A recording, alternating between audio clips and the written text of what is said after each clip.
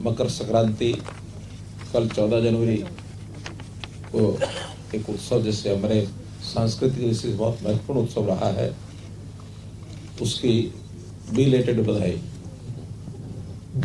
ये दिन हमारे जीवन में अंधकार से प्रकाश की ओर जाने के लिए एक विशेष संकल्प का दिन होता है।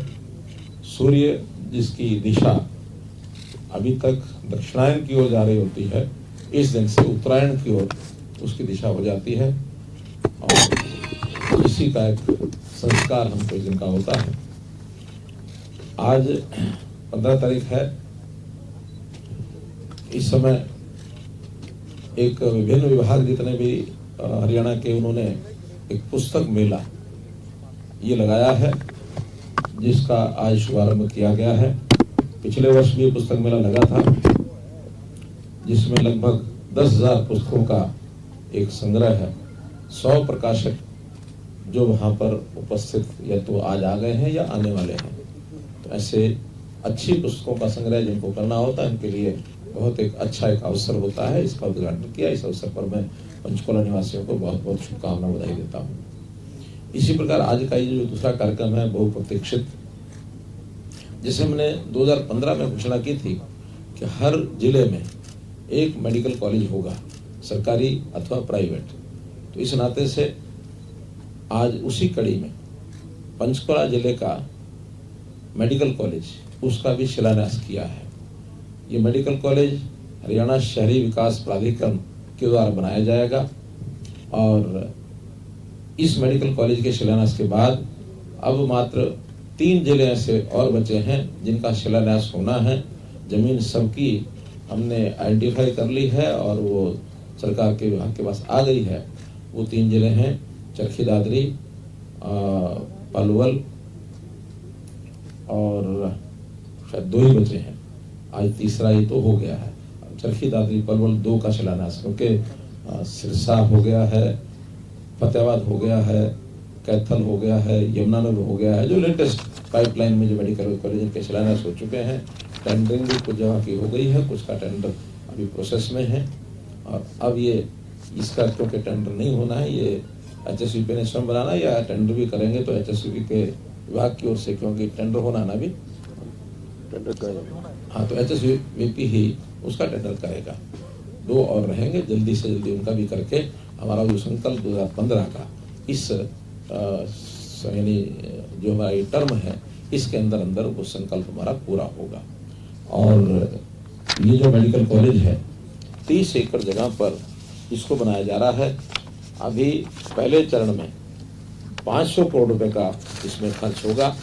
इसके बाद और जो आवश्यकता पड़ेगी, आगे 300 करोड़ रुपए का इसमें और भी अनुमान है खर्च होने का। ये जो मेडिकल कॉलेज बन जाएगा तो फिर हमारे कुल मिलाकर के 29 मेडिकल कॉलेज सरकारी और प्राइवेट से मिलाकर हो जाएंगे। आज की डेट में 15 मेडिकल कॉलेज है वो चालू हैं। उन 15 मेडिकल कॉलेज में इस समय 2185 MBBS की सीटों का एडमिशन इस वर्ष ये हो जाएगा, जो हमारी योजना सब चल रही है। पिछले वर्ष 1710 था, इस बार 475 सीटों का और वृद्धि हो रही है। और जब सभी मेडिकल कॉलेज बन जाएंगे तो इसके बाद ये संख्या लगभग 3500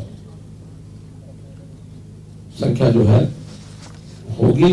और 3500 डॉक्टर हर वर्ष अगर बनते हैं तो मैं समझता हूं कि हरियाणा की जो आवश्यकता है, क्योंकि आज हमारे यहाँ डॉक्टर्स की जो कमी है, वो जितने भी मेडिकल कॉलेज में डॉक्टर यानी बनते हैं, उनमें से कुछ हमारे यहाँ सर्विस में आते हैं और कुछ बाहर चले जाते हैं, दूसरे मेडिकल कॉलेज में चले गए, कुछ विदेश चले गए। तो उस कमी को जैसे 3500 डॉक्टर्स इनकी सीटें हो जाएंगी तो उसके बाद कोई कमी डॉक्टर्स की हमारे यहाँ नहीं रहेगी। इसी प्रकार पीजी की सीटें वो भी 851 है इस समय, और आने वाले समय में बढ़ करके और ये भी लगभग 1200 के आसपास ये सीटें पीजी की हो जाएंगी। तो जो स्पेशलिस्ट डॉक्टर्स हैं उनकी भी कोई कमी हमारे यहाँ नहीं रहेगी। हर मेडिकल कॉलेज में फिजियोथेरेपी कॉलेज और पैरामेडिकल कॉलेज ये भी एक प्रकार से स्थापित होगा। और हम उसके बाद हमारे डॉक्टर्स देश में कहीं भी सेवा करने के लिए जाए, विदेशों में भी जाए, तो एक प्रकार से खुले रूप से और हम उनको भेज पाएंगे। कुछ देश ऐसे भी हैं जो मेडिकल एजुकेशन के लिए हमारे यहाँ आना चाहते हैं। विशेष तौर पर अफ्रीकन कंट्री से जब हमारी बात होती है तो उनका, जैसे युगांडा की आबादी लगभग हमारे बराबर है, इस प्रदेश के बराबर है, और वहाँ मेडिकल कॉलेज सिर्फ आज की डेट में 2 हैं। तो वहाँ 2 हैं, हम कुछ वर्षों में यानी 29-30 मेडिकल कॉलेज में पहुंच जाएंगे।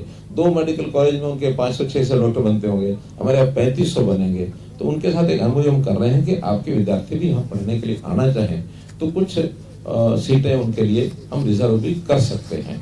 इस प्रकार का एक अनुभव ये आगे जो आने वाला है उसका ये कार्य होगा। यहाँ का जो मेडिकल कॉलेज है इसके लिए 100 सीटें एमबीबीएस की और ये तय की गई हैं।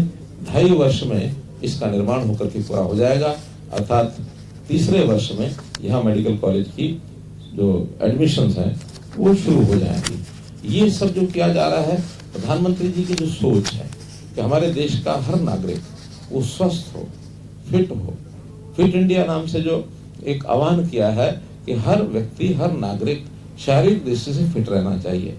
फिट अगर रहता है तो स्वाभाविक रूप से ये जो बढ़ता हुआ जो शारीरिक कष्ट का जो एक दौर होता है ये कम होगा। लोगों में एक स्वास्थ्य की दृष्टि से एक संतोष होगा कि वो बीमार न पड़े। इसके लिए पहले जो हमने कार्यक्रम कई किए हैं, अपने को पता है कि एक तो मेडिकल कॉलेज यानी छायसा में, वो प्राइवेट कॉलेज था, किन्हीं कारणों से बंद हो गया था, चलता हुआ मेडिकल कॉलेज वो हमने लिया है। आयुर्वेद में भी हम भरपूर काम कर रहे हैं, क्योंकि एलोपैथी का इलाज एक प्रकार से बीमारी के बाद इलाज शुरू होता है। आयुर्वेद के सिस्टम में व्यक्ति बीमार भी न हो, वो कैसे स्वस्थ बना रहे, तो इसके लिए पूरा जोर है। उसके लिए भी हम लोगों ने एक मेडिकल कॉलेज तो कुरुक्षेत्र में श्री कृष्णा आयुर्वेद विश्वविद्यालय वो बनाया है, और केंद्र की ओर से एक एम्स प्रस्तावित है पंचकुला में, यानी बन रहा है, हाँ वो यानी बन रहा है, यानी शुरू कर दिया उन्होंने, तो वो भी कुछ वर्षों में बन के तैयार हो जाएगा। पूरा विश्वविद्यालय है, जैसे एलोपैथी में एम्स है उसी स्तर का आयुर्वेद का ही जो एक विशेष जिसको कहना उच्च स्तरीय जो मेडिकल कॉलेज है वो आयुष प्राकृतिक चिकित्सा का ये भी बन रहा है। हमने जाना ही है कि कुटेल में एक नया विश्वविद्यालय, यूनिवर्सिटी मेडिकल साइंसेज की, वो भी काम उसका चल रहा है। उसका एक फेज पूर्ण हो गया, अभी और 2 फेज का काम बाकी, वो जाके पूरा जल्दी से हो जाएगा। हमने अपने यहाँ शारीरिक दृष्टि से फिट रहने के लिए और जो पॉलिसीज बनाई हैं, खास करके गांव-गांव में व्यायामशालाएं बनाई हैं, और व्यायामशालाओं के माध्यम से यानी लोग शारीरिक व्यायाम करें और उसके कारण से शरीर फिट रहे, तो ये बहुत अच्छा प्रयोग चल रहा है। वहाँ पर स्पोर्ट्स के नाते भी जो गतिविधियां वो भी हो रही हैं। स्पोर्ट्स में जैसे 1100 नर्सरीज हमने दी हैं, और बच्चों के लिए हर नर्सरी में 25 खिलाड़ी वो भाग लेते हैं। हमारी पॉलिसी है कैच देम यंग, यानी बच्चों को अगर छोटी आयु में ही जिसमें खेल की रुचि हो उसको खिलाड़ी बना करके उसको अच्छे स्तर का खिलाड़ी बनाया जाए। शरीर भी स्वस्थ रहेगा, अच्छे से खिलाड़ी बनेंगे, प्रदेश का, देश का नाम ऊंचा होगा। तो हमने खेलों में भी ये सारा काम किया है। खेल की दृष्टि से तो हमने एक मैपिंग कराई है, कुल 6500 गांव में 300 गांव ऐसे निकले हैं जिसके 10 किलोमीटर के अंदर कोई खेल की सुविधा नहीं है। बाकी सब 6200 गांव ऐसे हैं जो 10 किलोमीटर की परिधि में किसी न किसी खेल सुविधा केंद्र के साथ जुड़े हैं। इस वर्ष का एक योजना हमने अगले बजट में तय कर ली है कि उन 300 गांव में भी कोई छोटा बड़ा स्टेडियम होगा, कोई एकेडमी होगी, कोई नर्सरी होगी, कोई ना कोई एक खेल का केंद्र उसके अंदर शुरू करके, ताकि 10 किलोमीटर यानी एक साइड में 5 किलोमीटर की दूरी तय करके हर गांव के बालक को, नौजवान को, नवयुवती को खेल के लिए कोई स्थान ये मिल जाए। शारीरिक दृष्टि से उनके इलाज के नाते गरीब व्यक्तियों के जो इलाज आयुष्मान भारत के नाते से एक बहुत बड़ी योजना केंद्र सरकार ने शुरू की थी, 5 लाख रुपए बीमा की। हमारे हरियाणा में उसमें 15.5 लाख परिवार जो हैं वो कवर होते थे। हमने उसमें एक और विषय जोड़ा, चिरायु हरियाणा, जिसके कारण से ये 15.5 की बजाय 29 लाख परिवार उसमें जुड़ गए। 1,80,000 तक की सीमा के थे, 1,80,000 से 3 लाख 1500 रुपया लेकर के, और हमने उसको उसी श्रेणी में लाके खड़ा किया। ताकि वो 5 लाख और लोगों को लाभ मिलकर के 34 लाख लोग हो जाएंगे जिनको ये आयुष्मान भारत का, चिरायु हरियाणा का ये लाभ मिलेगा। इसमें जो 15,000 से नीचे नीचे की जितने भी एम्प्लॉइज हैं उनको भी जोड़ने के लिए इसमें हमने कहा है। अभी तक कार्ड जो है बनने की प्रक्रिया शुरू है। 1,05,000 कार्ड बन गए हैं, लगभग 1,41,000 बनने हैं, 1,41,00,000 तो 36 लाख कार्ड प्रक्रिया में सब बनेंगे। लेकिन कार्ड न भी बना हो तो जो एलिजिबल है, जिसकी एलिजिबिलिटी बन गई है, वो कभी भी उसको आवश्यकता पड़ने पर जाकर के इलाज ऐसे पैनल हॉस्पिटल्स हैं उनमें करा सकता है। अभी तक 1247 करोड़ रुपए का क्लेम ये सरकार उसमें पे कर चुकी है, भुगतान कर चुकी है। निरोगी हरियाणा में भी हमने एक हेल्थ सर्विसेज में नया आयाम जोड़ा है कि हर नागरिक का एक मिनिमम उसके 25 तरह के टेस्ट ये 2 वर्ष में एक बार जरूर कराए, ताकि प्रिकॉशनरी कोई अगर संभावित बीमारी कोई व्यक्ति को कोई है तो उसका यानी उसका जो मैग्नीट्यूड है वो ज्यादा नहीं बढ़ा है, जल्दी उसकी इलाज के लिए उसको रेफर कर दिया जाता है, तो उसको इलाज करके, चाहे वो मामूली कोई बीमारी भी उभरने वाली है, जैसे कहावत है nip the evil in the bud, तो ऐसे उस बीमारी को समाप्त करने के लिए। और ऐसे जितने भी टेस्ट हुए हैं निरोगी हरियाणा में, उसमें बहुत से ऐसे बच्चों में खास करके कुछ रोग ऐसे पाए गए हैं जो अगर ये टेस्ट नहीं होते तो शायद पता भी ना लगता, तो उनका प्रारंभिक इलाज वो सब इस जांच के माध्यम से हो रहा है। अभी तक 42 लाख लोगों की जांच इसमें हो चुकी है।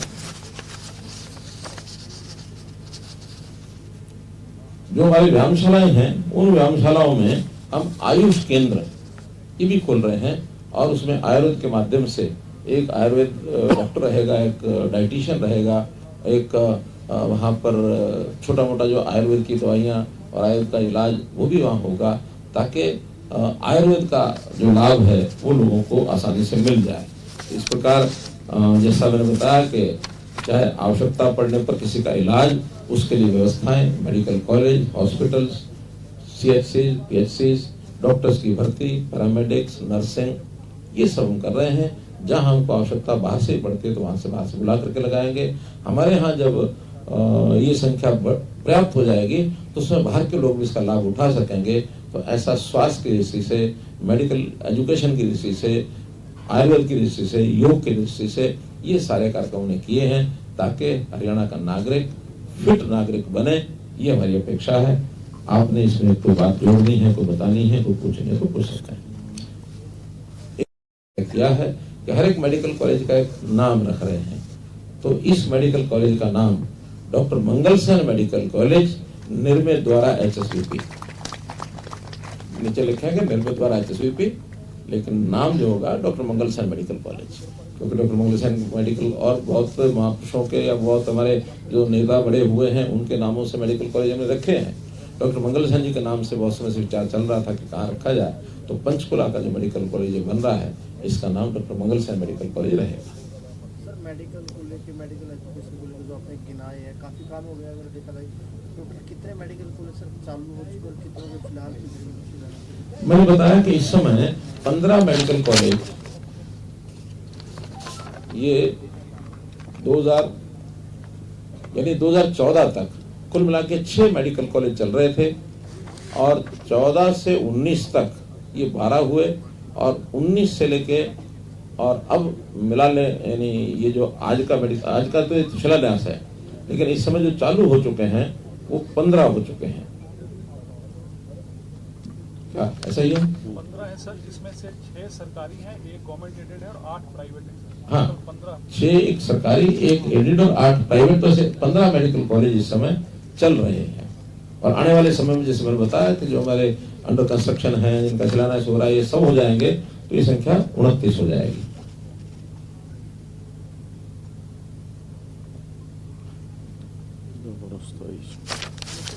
प्रधानमंत्री जी ने एक आह्वान किया कि काला मंदिर में अभियान चलाया, उसके बाद अनुराग ठाकुर जी जो केंद्रीय मंत्री, उनके द्वारा भी सफाई की गई। किस तरह से देखिए, ये जो 14 तारीख से लेकर के और 22 तारीख तक का, ये इसको मैं कहूँगा 9 दिन का एक पवित्र ऐसा ये एक मेला जिसको कहते हैं, या एक 9 पवित्र दिन, क्योंकि अपने यहाँ 9 की संख्या जो बड़ा महत्वपूर्ण है। 9 रत्न है, 9 ग्रह हैं, 9 नवरात्रे हैं, तो ऐसे ही करके 9 का दिन बड़ा आंकड़ा मैं थोड़ा, तो 9 दिन समय बनता है 14 तारीख से लेकर 22 तारीख तक। 14 से अभियान को शुरू किया है कि अपने अपने क्षेत्र के सभी जो मंदिर हैं या और जो तीर्थ छोटे बड़े हैं, उन सब धार्मिक स्थानों पर जाकर इबादत करें, पूजा करें, जैसा भी पाठ करें, और उसकी साफ सफाई, उसकी सुंदरता, स्वच्छता, और उसको कैसे हम अपने तीर्थ स्थानों को, मंदिरों को, तीर्थ धार्मिक स्थानों को कैसे पवित्रता उसकी बढ़ाएं, क्योंकि सफाई भी अपने आप में व्यक्ति को आकर्षित करती है। उन स्थानों की स्वच्छता बहुत जरूरी होती है। तो वो आह्वान किया और सब लोग अपनी अपनी सुविधा से किसी न किसी एक मंदिर में इन 9 दिनों में जाएंगे। 22 तारीख को एक आह्वान किया गया कि हर परिवार अपने घर में दीपोत्सव करे सायंकाल, और 11 बजे से लेकर के 1 बजे तक वो जहाँ भी है वो लाइव जुड़े। हम अपने यहाँ एक विचार करके निर्णय करेंगे कि जहाँ इस प्रकार के लोग इकट्ठे होते हैं, चाहे वो विद्यालय हैं, कॉलेज हैं, यूनिवर्सिटीज हैं या हमारे कार्यालय हैं, ऐसे सब स्थानों पर लाइव की व्यवस्था कोई कराई जाए। 2 घंटे का सिर्फ 11 से 1 राममय वातावरण 22 तारीख को हो, इस प्रकार का हर प्रकार के संभव वितरण किया जाए। कई राज्यों में ड्राई डे घोषित किया गया है 22 तारीख को, हरियाणा में विचार हो रहा है। निश्चित रूप से हो रहा है, और मैंने एक जगह बताया भी है कि ड्राई डे की डिमांड करने वाले 2-3 लोग मेरे पास ऐसे आए जो सेवन करते हैं मद्य का। वो कहते हैं जी उस दिन तो बेशक बंद कर दो, हम भी राम जी के नाम से शायद हमारे जीवन में कोई अच्छाई आ जाए। तो उन्होंने मुझे कहा, तो मैंने विभाग को कहा कि इसके लिए एक योजना बना करके कि 22 तारीख को शराब की दुकानें बंद रहें, और एक प्रकार से इसको मान लीजिए कि ये निर्णय हो गया कि 22 तारीख को और ड्राई डे रहेगा और सब शराब की दुकानें उस दिन बंद रहेंगी। सर, जहाँ पूरा देश एक तरफ राम में है, तो दूसरी तरफ कांग्रेस ने राम मंदिर के कार्यक्रम में जाने से किनारा कर लिया है। देखिए, जो देश की मुख्य धारा से कटेगा उसका कुछ नहीं बचेगा। ये कोई राजनीतिक कार्यक्रम नहीं है। राम मंदिर इस देश के लोगों की आस्था का विषय है, और जो आस्था से दूर हट गया, जो सांस्कृतिक बातों से दूर हट गया, तो जनता उसको दूर हटा देगी। और ये तो भगवान उनको सद्बुद्धि दे कि इस स्टैंड पर वो बने रहे, स्टैंड ना बदले। मैं तो उनके जितने स्टैंड उन सब के बारे में अपने धारणा रखता हूँ कि उनका स्टैंड हमारे लिए क्या रहेगा। जैसे उन्होंने पीछे कहा था कि हम पोर्टल खत्म कर देंगे, मैंने कहा ये बोलते रहे तो बहुत अच्छा रहेगा। बाद में फिर वो कहने लगे नहीं हमने ये नहीं कहा, हमने तो कहा कि पोर्टल में जो कठिनाइयां है उसको हम दूर करेंगे। मतलब तो हम भी कर रहे हैं उसके। आज ये जो हमारी यात्रा हुई विकसित भारत संकल्प यात्रा, इस विकसित भारत संकल्प यात्रा में इस पोर्टल के कारण से, ऑनलाइन सर्विस के कारण से इतना लोगों को लाभ मिला है। घर बैठे सब चीजें उनकी बन रही हैं। किसी का राशन कार्ड नहीं है तो बन गया, किसी की पेंशन नहीं है तो बन गया, किसी का आयुष्मान का कार्ड नहीं है तो बन गया। जिन लोगों की थोड़ी बहुत कठिनाइयां आई थी प्रॉपर्टी आईडी में, वो ठीक हो गई हैं। किसी ने अपनी इनकम ठीक कराई है, उसने अप्लाई कर दिया है, क्योंकि इनकम हाथ ठीक नहीं होती, उसके लिए अप्लाई करना पड़ता है, फिर उसका सर्वे होता है। अन्यथा अगर बिना सर्वे के कराने लगेंगे तो फिर वो सभी कहेंगे सब, क्योंकि बड़ी संख्या में लोग 140 से नीचे पहले ही आ गए हैं।